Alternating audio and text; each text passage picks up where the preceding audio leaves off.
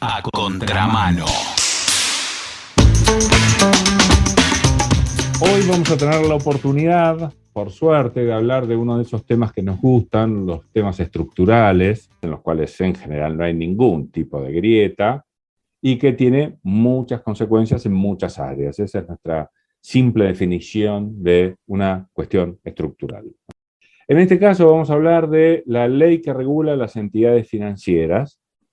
Estamos en contacto con Pablo Anino, que es licenciado en Economía de la UBA y columnista de Economía de la Izquierda Diario, para hablar justamente de los detalles que él domina en nosotros. ¿Cómo te va, Pablo? Simón te saluda. Hola, buenas noches, Simón. Buenas noches a todos.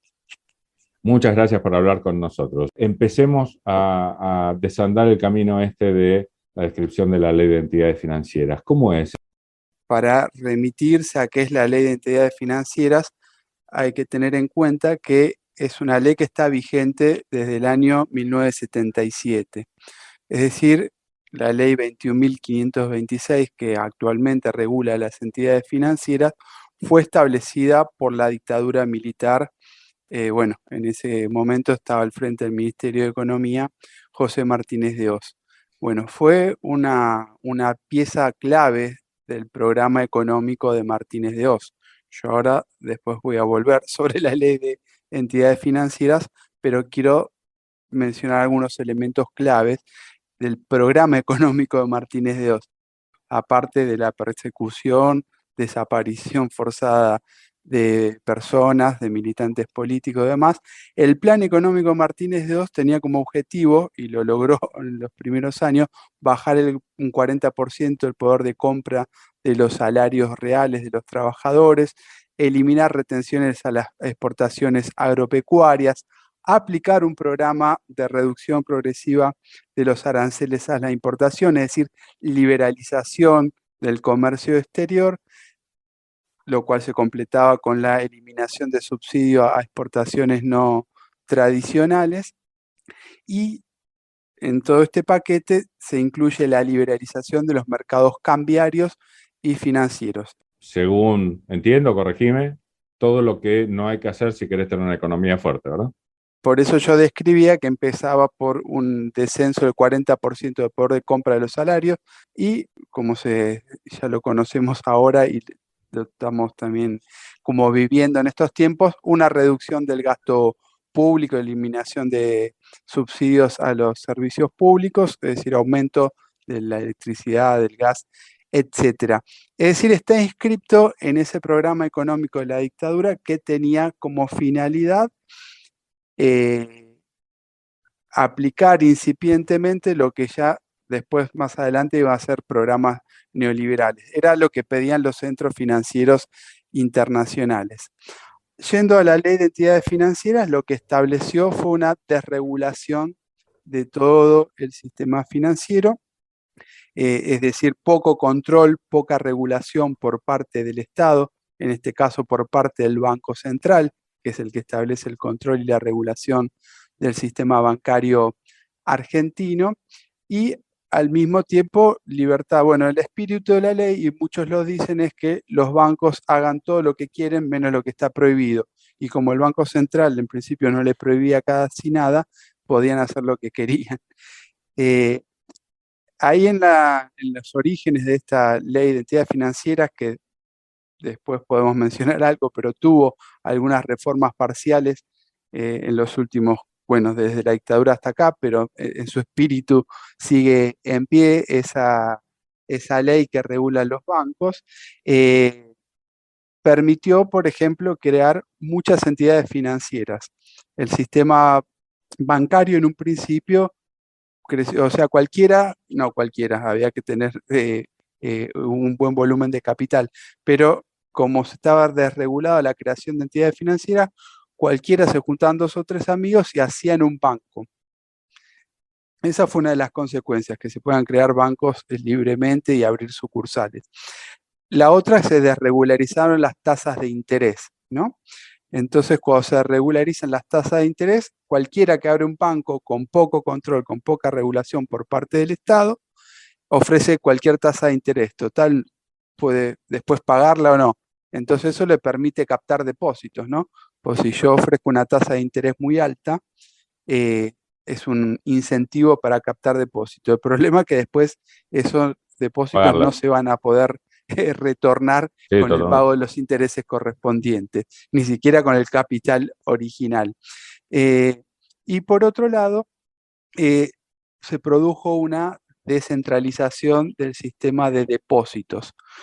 Previo al cambio en la ley de entidades financieras, los depósitos estaban centralizados en el Banco Central, ¿no?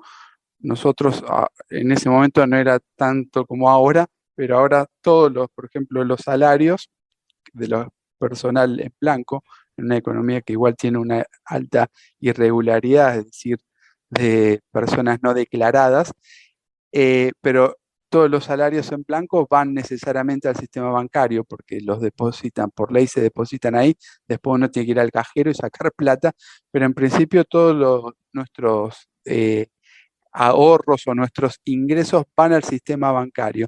Previo a la desregulación, eso estaba controlado, muy controlado por el Banco Central, lo que uno puede hacer mil críticas y el sistema bancario aún con mayor regulación siempre es como dijo Bertolt Brecht, eh, eh, crear un banco es como una gran estafa, no me acuerdo las palabras exactas, Pero el eh, concepto está claro, ok. el concepto está claro. Eh, entonces, lo, lo que ocurría es que se expandió el sistema bancario sin control de ninguna regulación, sin control de las tasas de interés y sin garantía por parte del Estado de los depósitos que estaban resguardados o supuestamente resguardados en el sistema bancario. Eso, bueno, tuvo un primer momento de crisis, hubo una crisis bancaria ya en 1980, es decir, a los pocos años de haberse desregulado el sistema financiero. ¿Por qué ocurrió esto? Bueno, porque este conjunto de reformas que hizo Martínez de O habilitó lo que se llamó la bicicleta financiera, que fue un esquema altamente especulativo en el sistema financiero que tomaba fondos en el mercado internacional a baja tasa de interés y los metía en el sistema financiero local que pagaba altísimas tasas de interés. Bueno, la incentivo y la regulación, dejar a los bancos que hagan este negocio financiero libremente, por otro lado, sustrajo recursos de préstamos, de crédito hacia el sistema productivo, ¿no? Por ejemplo, el sistema bancario tiene que definir a cada momento a quién le presta. Si le presta a una empresa para comprar una máquina, si le presta a un asalariado para comprar una casa por un crédito hipotecario, si le presta a, no sé, a un comerciante para reactivar su negocio Sí, o que para mejorarlo. se supone desde la versión naif, que es para lo cual los bancos están, por lo cual son positivos, porque de hecho hacen su negocio, pero le permiten a mucha gente crecer. Bueno, Evidentemente, ese es si el no, leitmotiv. En un sistema capitalista normal, si se quiere, si hay un sistema capitalista normal en algún lugar del mundo, toma depósitos de ahorros de gente que tiene sobrante de su actividad, de su trabajo asalariado, de donde venga, y los canaliza a la inversión hacia gente que necesita recursos o empresas que necesitan recursos. Ese es como el puente habitual del sistema bancario. Bueno, eso se interrumpe porque todos los recursos del sistema bancario empiezan a ser volatilizados en la especulación financiera, por lo cual eso tiene un efecto, incluso muchos economistas analizan que tenía como objetivo destruir, bueno, hay una incipiente desindustrialización, ¿no? Durante la dictadura que después se amplió más durante el menemismo, y el sistema bancario jugó un rol en eso, en eh, quitarle recursos de crédito al sistema productivo. Eso es lo que sucedió en un primer momento. Cuando uno lo ve en una perspectiva ya más de largo plazo, eh, en términos de, bueno, ¿quiénes son los bancos? quiénes son los bancos que dominan el sistema bancario argentino, lo que se vio es que aumentó la concentración bancaria, o sea, si en un primer momento con la bicicleta financiera en los primeros años de la ley de entidades financieras de dictadura se expandió el sistema bancario hasta que se produzca una quiebra importante en el año 80, después cuando uno lo ve en el largo plazo, si uno ve ahora contra lo que sucedía antes de la desregulación, se ve que hay mayor concentración, es decir, hay menos bancos que concentran la mayor cantidad de los recursos. A la vez hay mayor extranjerización del sistema bancario argentino y a la vez hay mayor peso del sistema de los bancos privados en relación a los bancos públicos. Recordemos que en eso también ya no es solo la ley de entidades financieras de la dictadura que sigue vigente, sino que también en eso hizo un gran trabajo el menemismo, que impulsó la privatización de muchos de los bancos provinciales, bueno, y de bancos importantes públicos como el banco hipotecario, parte del Banco Central. Decinos a nosotros, me pongo al frente de los que no saben, esto que no reciba el dinero el Banco Central, sino directamente el banco privado, la mayoría de las veces. ¿Qué implicancias tiene que uno de pronto, que no es economista, puede no ver? Bueno, un primer aspecto tiene que ver con la protección de los depósitos, ¿no? Cuando el Banco Central tiene un control más estricto de los depósitos y puede saber también al mismo tiempo cuál es la cartera de créditos de un banco particular o del sistema bancario en general, puede ver en qué medida están articulados créditos y depósitos de manera que no se produzca un desequilibrio, ¿no? Porque muchas veces los bancos pueden, por ejemplo, exacerbar los préstamos y después si esos préstamos no vuelven con los pagos, o sea, cuando se produce un impago generalizado de los préstamos, eso afecta a los depósitos, ¿no? Porque el que tiene un depósito hecho en el banco depende para recobrar ese depósito de que los préstamos sean pagados. Si en un momento todos los préstamos no son pagados, se produce un no pago generalizado de los préstamos por un problema de crisis económica o por el problema que sea, eso va a terminar afectando los depósitos, ¿no? Y entonces eso se le escapa de la regulación del Banco Central. Pero después también tiene importancia en que el Banco Central, al tener un control más estricto de los depósitos, antes de la desregulación y de tener una política de tasas de interés, por ejemplo, podría decir de todos los recursos que están depositados en el sistema bancario argentino, un 40% se va a destinar, para decir algo arbitrario, al crédito productivo, no sé, para las pymes, para los kioscos, para las carnicerías, a baja tasa de interés. Otro 20% se va a destinar, no sé, a préstamos personales para consumo de las familias, para turismo de las familias a baja tasa de interés. Otro 40% se va a destinar a crédito hipotecario a una tasa de interés aún más baja para fomentar el crédito hipotecario y para fomentar que las familias puedan tener acceso a su vivienda. Bueno, cuando pierde esa potestad de tener un control estricto, el sistema bancario presta lo que quiere y en general se desprende de esos objetivos de crédito que, entre comillas, podrían ser más nobles y va a volatilizar gran parte de los recursos en el sistema especulativo. Digo, Claro, para es más, decir puede algo, prestar muy poca porción de ese dinero. Y decime, en sí, otros y países, ¿cómo es? comprar dólares Claro, o comprar, no sé, bonos del Estado o comprar acciones de empresas y hacer con eso apuestas especulativas.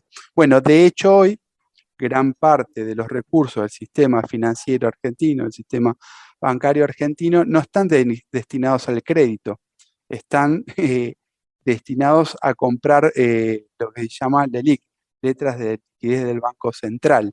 Es decir, que captan recursos toman ahorros, ¿no?, de todos los ahorristas o incluso ahorros de las empresas, que es una parte central de los recursos que captan los bancos, y eso no lo canalizan al préstamo. Eso no solo daña la actividad productiva en general o la posibilidad de mejorar, no sé, la estructura productiva argentina, sino que daña la posibilidad de mantener el ciclo de crecimiento económico, porque sustrae recursos de la economía, tal Sí, sí, cual es totalmente. lo que está ocurriendo ahora. Eh, bueno, hoy el sistema bancario argentino, gran parte de los recursos que capta los tiene invertidos en LELIQ, porque también esa es una política del Banco Central que se desarrolló mucho con el gobierno de Mauricio Macri por temas especulativos, pero se sostuvo con el actual gobierno, quizás menos con una impronta especulativa, pero sí porque ya es una bomba de tiempo que está ahí latiendo y que por ahora nadie sabe bien cómo desarmar, porque es una gran deuda que tiene el Banco Central con los bancos privados, y a la vez los bancos privados, bueno, los bancos privados y los bancos públicos también compran el LIC con los ahorristas, ¿no?, que depositaron esa plata. Y después, los principales destinos del crédito bancario hoy es el de las tarjetas de crédito, que cobran tasas de interés altísimas, que son usurarias. No sé si muchas veces nosotros no prestamos atención cuando nos llega el resumen de la tarjeta de crédito. Aparte, no todo el mundo tiene tarjeta de crédito, pero se cobran. Para que le quede claro a quien nos escuche, en una supuesta medida demagógica, en el medio de la pandemia, el parate total del país, lo que convino el presidente con los bancos fue que a cualquiera que no pudiera pagar sus saldos deudores de tarjeta de crédito se le aplicara una tasa del 43%. O sea que Sí, si eso fue demagogia, la pucha, lo que debe ser en tiempos normales, ¿no? bueno, los bancos nunca pierden, siempre ganan. En las últimas décadas se han aburrido de ganar eh, plata, incluso durante las crisis más profundas de la ¿Cómo? Argentina, y sobre todo en las crisis más profundas de la, Totalmente. Y de la decime, Argentina. Pablo, ¿con qué se puede comparar el ejercicio usurario que hacen los bancos con las tasas que aplican a los que tienen tarjetas de crédito y saldos impagos para medirlo con algún otro país? ¿Cómo haces vos para mensurar el exceso que se aplica Bueno, acá? hoy es medio difícil establecer comparaciones de Argentina con otros países por el problema inflacionario. Eh, entonces, cualquier comparación que yo pueda hacer eh, va a ser limitada, pero yo creo que sirve para ver la relación entre la tasa de interés y la inflación. Hoy la inflación en Argentina está en 50% anual, digamos. Si uno abre el resumen de la tarjeta de crédito, depende del banco, yo no tengo la estadística de todo, indica una tasa de interés del 65%, 60 y pico por ciento, algunas del 70 y pico por ciento. Cuando después le agregan el IVA, algunos casos, bueno, el IVA es porque lo recauda el propio Estado, pero le agregan los cargos financieros y cargos de operación administrativo del propio banco, esa tasa, ese costo financiero total a veces llega o supera el 100%. Es decir, que está 50 puntos por encima de la inflación. El doble. Entonces, Perfecto. O sea, claro, son grandes generadores de inflación de alguna manera, ¿no? Dicho muy claro, a lo un bestia. sistema más regulado, el Banco Central les podría decir, no, bueno, la relación entre la inflación y la tasa de interés, si uno quisiera que la tasa de interés sea positiva para el banco, no puede exceder, no sé, 2 puntos la tasa de inflación. Hoy vivimos en un mundo donde las tasas de interés están en el rango del 2, el 3% para los bonos de los estados. Igual lo que vos decís es comprensible, pero viendo los márgenes de negocio se puede hacer determinada comparación, ¿no? Los márgenes de negocio que otros estados le permiten a sus bancos y el que nosotros le permitimos a los nuestros, que es casi limitado por lo que vos me decís. Sí, sí, o sea, hay que ubicar de todos modos que la desregulación de la dictadura, estaba inscripta en el programa neoliberal a nivel global, es decir, que es parte del impulso global en favor del sistema financiero internacional, por lo cual Estados Unidos también tiene un sistema financiero muy desregulado. Bueno, todos los países capitalistas más avanzados o imperialistas, como me gusta decirle a mí, tienen sistemas bancarios desregulados. A nivel mundial rige, para decir algo, un promedio de tasa de interés del 2 o 3%, y en general ahora hay un problema de inflación más reciente con el COVID, pero digamos pre-COVID la inflación estaba planchada, podríamos decir que era del 1%, 1 y pico, quizás llegaba a 2.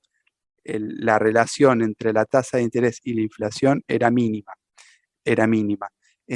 Y acá está muy expandida. Entonces tiene que ver con los temas regulatorios, pero tiene que ver también con una cuestión específica de la situación inflacionaria que exacerba la posibilidad de los bancos de sacar ventaja en ese río revuelto. Son temas súper interesantes, pero obviamente el tiempo se nos empieza a ir. ¿Qué otra cosa querés rescatar estructural de esta ley? Otra de las consecuencias, pero no son solo de esta ley, pero que esta ley ayudó, es que no hay crédito hipotecario.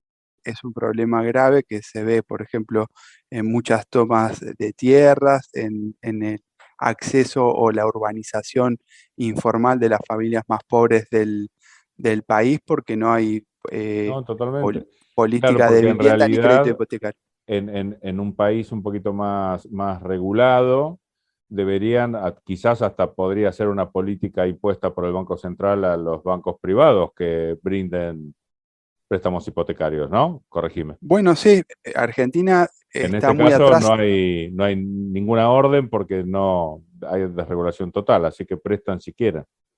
Exactamente, y ahora no prestan, yo estuve haciendo un sondeo, en ningún banco tiene préstamos hipotecarios, y alguno que lo ofrece en la página web, cuando uno va a la sucursal, ese crédito tampoco aparece. Eh, y si uno logra acceder a un crédito que es casi un milagro, también las condiciones son muy onerosas, como se vio con los créditos UVA, que estafó a un montón de personas que accedían a su primera vivienda y hoy están súper endeudados, ¿no?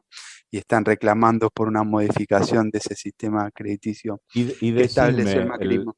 también el Banco Central podría regular el nivel de requisitos que aplican los bancos privados. Me imagino que sí, porque hablando de eso, si hoy una persona accediera a un préstamo hipotecario, gana mucha plata, o sea, está recontralejos del raso de la media Bueno, de por la eso, población.